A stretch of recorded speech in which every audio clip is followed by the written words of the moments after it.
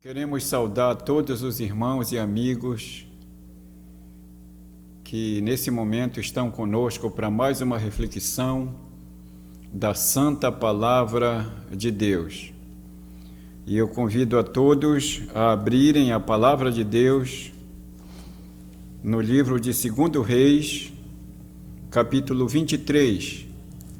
E nós vamos ler a Santa Palavra de Deus dos versos 1 ao verso 3.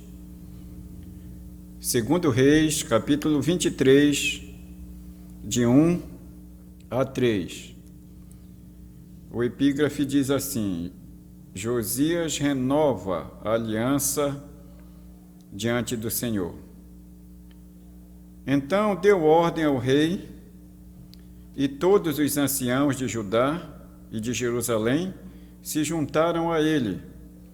O rei subiu à casa do Senhor, e com ele todos os habitantes de Judá, todos os moradores de Jerusalém, os sacerdotes, os profetas e todo o povo, desde o menor até o maior, e leu diante deles todas as palavras do livro da aliança, que fora encontrada na casa do Senhor.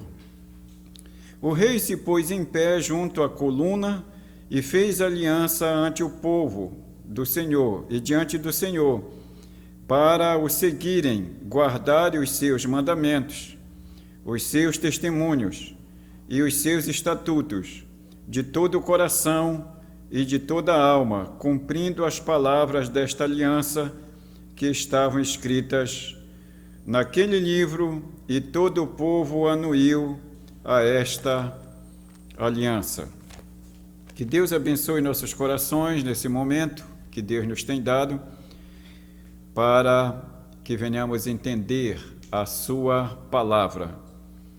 O nosso tema nesse momento é: a reforma feita por Josias passa por uma firme aliança com Deus.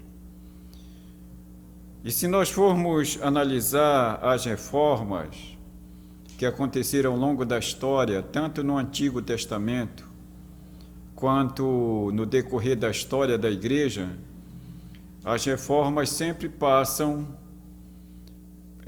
por alguém que é temente a Deus, por alguém que tem vontade de buscar a Deus, ou por alguém que Deus chegou, falou com ele, se revelou a ele, e também passam pelas Escrituras. Foi assim aqui com o rei Josias, com Neemias, mais tarde, e assim sucessivamente. Os reformadores, pré-reformadores, sempre foram pessoas que procuraram fazer a vontade de Deus e buscar a vontade de Deus. Esse registro também está em 2 Crônicas 34, de 29 a 33.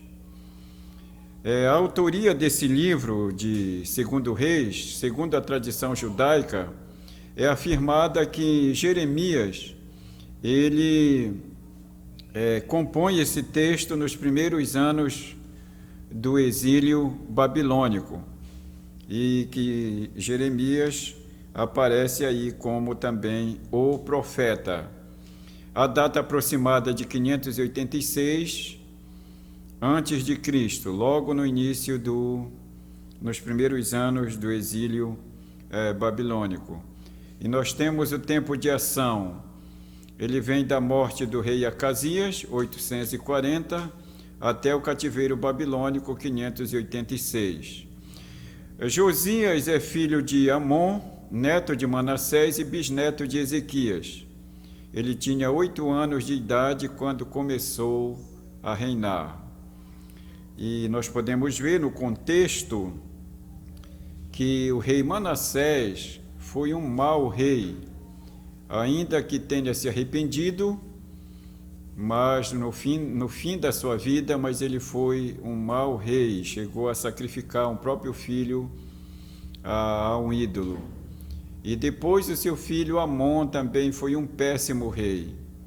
Mas Deus levanta Josias, que com 8 anos de idade, ele é aconselhado por bons conselheiros, e a partir daí é encontrado o livro da lei, é encontrado a palavra de Deus, e Josias vai fazer uma reforma importante para o reino de Judá, e essa reforma vai perdurar e vai permanecer, porque ela foi feita na palavra, com base na palavra de Deus.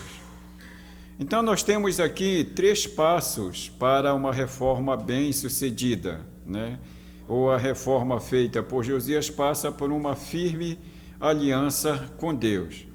E o texto aqui ele nos dá 3 passos. O primeiro deles é quando você encontra o livro da lei, quando a Bíblia assume a centralidade, a verdade, quando a Bíblia dirige todas as decisões que o reformador vai tomar. Se você ler 2 Reis, capítulo 22, de 8 a 20, o livro da lei é encontrado. O livro da lei deve estar na casa do Senhor para ser lido, e o livro estava abandonado. Foi deixado pelos reis que antecederam Josias no abandono e pelos sacerdotes que se corromperam juntamente com os levitas de então, que já eram até idólatras e sacrificavam, faziam culto ao sol, à lua, às estrelas e também a Baal. Então o livro estava abandonado. A Bíblia, a palavra de Deus, ela é para ser lida, não é para enfeitar nossas estandes. Se não vejamos o que João diz no Apocalipse, capítulo 1, verso 3, João diz que bem-aventurados são os que leem, são os que ouvem, são os que guardam a palavra da profecia, porque o fim está próximo. O livro da lei deve estar na casa do Senhor para ser lido. Bem-aventurado aqueles que leem, aqueles que guardam, aqueles que ouvem, aqueles que obedecem o que está escrito na palavra de Deus. A palavra de Deus, quando é apresentada ao povo, causa arrependimento e temor. Podemos ver no verso 10 que isso vai acontecer, né? Quando a palavra do Senhor vai ser apresentada ao povo, o povo mesmo se coloca à disposição e dobra o coração para obedecer à palavra de Deus. Por exemplo, o verso 11 do capítulo 22 de Reis, 2 Reis. Tendo o rei ouvido as palavras do livro da lei, rasgou as suas vestes e ordenou o rei a Ilquias, o sacerdote, a Aicão, filho de Safã, e todos, dizendo que eles deveriam se arrepender e adorar ao Senhor. Mas é interessante, tendo o rei ouvido as palavras do livro da lei, rasgou as suas vestes. Essa aqui é uma atitude no Antigo Testamento de arrependimento profundo. E de arrependimento não somente seu, mas dos seus descendentes. Então o povo de Israel, especialmente os reis, os príncipes, que conservavam a memória de seus antepassados, eles tomavam essa responsabilidade para si de levar o povo adiante, olhando para Deus, e ele aqui toma essa atitude. A palavra de Deus, quando é apresentada ao povo, causa arrependimento e temor. Foi o que aconteceu com o próprio rei Josias. As ofertas são para fazer a obra de Deus e devem ser administradas por pessoas separadas para esta tarefa. Eles não acharam somente a palavra de Deus, eles não acharam somente os utensílios da casa do Senhor, como acharam também um tesouro, acharam ofertas que provavelmente seriam desviadas, e essas ofertas elas tinham direcionamento para sustentar a casa de Deus, sustentar os pobres e as viúvas, e também para mantimento, para manter a casa de Deus e o culto público. Então, uma reforma quando ela acontece de maneira eficaz, a Bíblia precisa estar no centro dessa reforma. A Bíblia precisa ser o livro que vai dar direção a essa reforma. Então, a reforma feita por Josias passa por uma firme aliança com Deus. Em primeiro lugar, aliança com a palavra de Deus. Em segundo lugar, nós podemos ver que Josias renova a aliança com o Senhor. Os versos de 1 a 3 do texto que lemos, de 2 Reis 23, de 1 a 3. O rei Josias faz diante de Deus uma aliança pessoal e o rei mesmo se dispõe dando exemplo de humilhação, quando ele rasga suas vestes, quando ele confessa seu pecado e quando ele convoca o povo para ouvir a palavra de Deus. O rei Josias faz diante de Deus uma aliança ministerial. Todos os anciãos, os sacerdotes e os profetas são convocados a fazer esta aliança. Podemos ver aqui que uma reforma bem-sucedida, ela não precisa ser tão somente uma ou duas pessoas, mas a liderança deve tomar a frente dessa reforma. Foi o que o rei Josias fez. Primeiro ele se humilha, depois ele conduz o ministério, os sacerdotes, os levitas, os grandes, os príncipes de Judá a se arrependerem e confessarem ao Senhor e fazerem aliança com o Senhor. Os líderes purificaram as vestes e suas vidas e o templo, é o que nós vemos no texto. Os líderes deixaram de queimar incenso aos ídolos. No verso 5 podemos ver isso. Eles estavam queimando incenso a Baal e ao sol e aos demais astros, a Astarote, deus dos Sidônios, no verso 13. E Josias derrubou esses altares, tanto em Betel, e desde o tempo de Jeroboão, eles faziam esses cultos a deuses estranhos. O rei Josias faz diante de Deus uma aliança nacional também. Todos os habitantes de Judá se curvaram diante de Deus e confessaram seus pecados. Então veja bem, a aliança é feita em um pacto com Deus, uma aliança de reforma. Em primeiro lugar, as Escrituras guiam essa aliança, dá o norte dessa aliança. Mas em segundo lugar, o próprio rei se predispõe a fazer essa aliança, a se arrepender, e o rei convoca também seus auxiliares para que façam o mesmo. Então a aliança ela é renovada de maneira pessoal, o rei Josias, de maneira ministerial, os sacerdotes, e também de maneira nacional. Todos os habitantes de Judá se curvam diante de Deus e confessam seus pecados. Todo o povo anuiu a aliança com Deus, é o que diz o verso 3, no finalzinho, né? Então diz assim: cumprindo as palavras desta aliança que estavam escritas naquele livro, e todo o povo anuiu a esta aliança. Quando vamos fazer uma reforma, quando vamos reformar, purificar as nossas vidas diante de Deus, ou então trazer o nosso rebanho para a centralidade das Escrituras, ou levar o nosso púlpito para a centralidade das Escrituras, onde Cristo será pregado, onde o livro santo será lido e será explanado, nós precisamos tomar essas atitudes. A reforma feita por Josias passa também por uma firme aliança com Deus, né? Foi o que já vimos.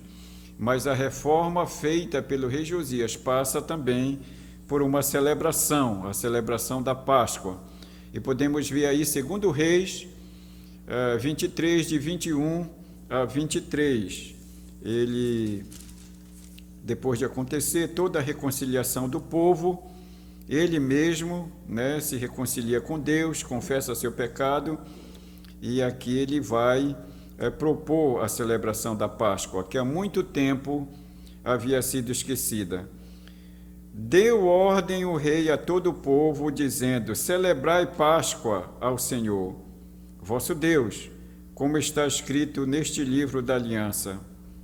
porque nunca se celebrou tal Páscoa como esta, desde os dias dos juízes que julgaram Israel, nem durante os dias dos reis de Israel, nem nos dias dos reis de Judá.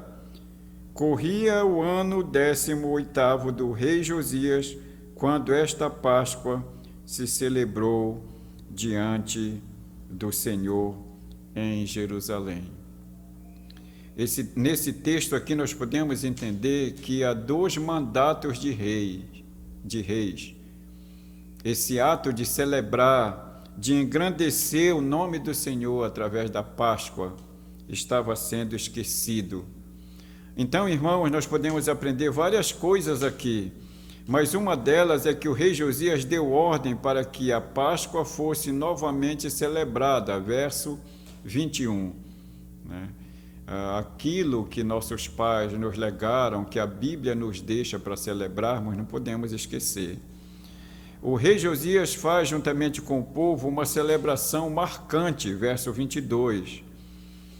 O registro diz aqui que há algum tempo não se via uma Páscoa tão marcante, tão vibrante, tão cheia de fidelidade, de fé, de arrependimento e de contrição como esta. A celebração da Páscoa vai marcar toda uma geração de boas atitudes diante de Deus, de humilhação a Deus e também de amor aos irmãos. A Bíblia diz no verso 25 que antes do rei Josias não houve rei que lhe fosse semelhante, que se convertesse ao Senhor de todo o seu coração, de toda a sua alma e de todas as suas forças, segundo toda a lei de Moisés, e depois dele nunca se levantou outro igual. O verso 25 vai dizer isso, que Josias foi um rei piedoso. A ideia aqui é de nunca houve, e depois dele também não houve. Entende-se que esse registro está sendo feito por Jeremias, no início do cativeiro. É bem provável que depois de Jeremias, Deus vai levantar príncipes fiéis, vai levantar escribas e sacerdotes fiéis, como Esdras, príncipe como Neemias, o próprio Zorobabel, profetas fiéis a Deus, como Malaquias, Naum e outros. Mas até esse tempo, ninguém cheio de autoridade, cheio de poder assim estrutural, político e religioso, tomou tamanha atitude de humildade e santificação e compromisso com Deus. Nós vamos recapitular para encerrar nosso tema hoje. A reforma feita por Josias passa por uma firme aliança com Deus. Em primeiro lugar, essa reforma acontece porque ela é baseada na Bíblia. O livro da lei é encontrado. Em segundo lugar, essa reforma acontece porque o próprio rei Josias renova a aliança com o Senhor. Ele mesmo faz a campanha de que o povo deveria se converter ao Senhor, deveria confessar o seu pecado, deveria abandonar o pecado, e inclusive o pecado da idolatria. E a última coisa vem quase que como resultado, a celebração da Páscoa. Essa reforma é tão cheia de sucesso, essa reforma é tão especial, que ela acontece ela se encerra, ela fecha, ela vai ser celebrada com a Páscoa. E isso aqui é muito interessante, porque Israel estava, de certa forma, esquecendo-se da grande libertação que aconteceu no Egito, que aconteceu no dia de visitação do Senhor, quando o anjo da morte matou os primogênitos, e o sangue do cordeiro nos umbrais das casas salvou os primogênitos de Israel. Irmãos, nós não podemos esquecer do Deus que nos salvou, do Deus que nos libertou.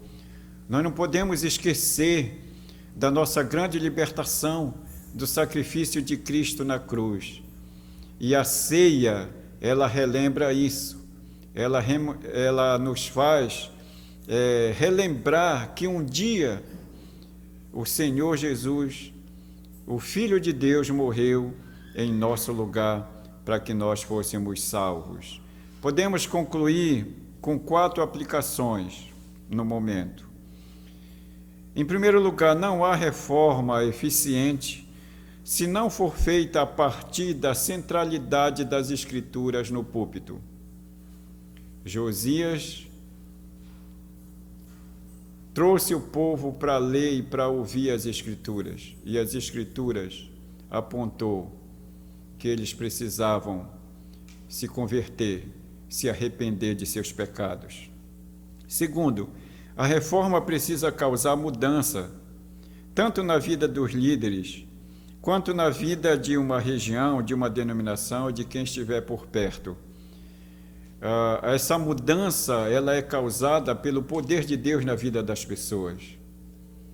Talvez não seja que essas pessoas digam que mudaram, mas aqueles que não mudaram possam ver mudança na vida dessas pessoas que Deus está mudando. Terceiro, a reforma verdadeira lança fora do culto toda espécie de idolatria, seja em forma de figura humana ou de qualquer objeto, ou da astrologia. É o que diz os textos aí que nós já vimos.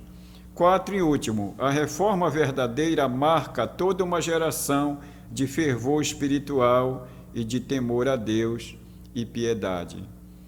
Que haja entre nós, nesse mês da reforma, reformas espirituais. Na nossa vida como pais de família, na nossa vida como líderes de igrejas, como líderes religiosos, na sua vida como membro de uma igreja, como pai, como filho, como esposa, Agora saiba de uma coisa, só há reforma verdadeira se a Bíblia estiver em primeiro lugar, se a palavra de Deus for de fato a palavra de Deus para nós. Que Deus nos abençoe e faça resplandecer o seu rosto sobre nós e tenha misericórdia de nós. Amém.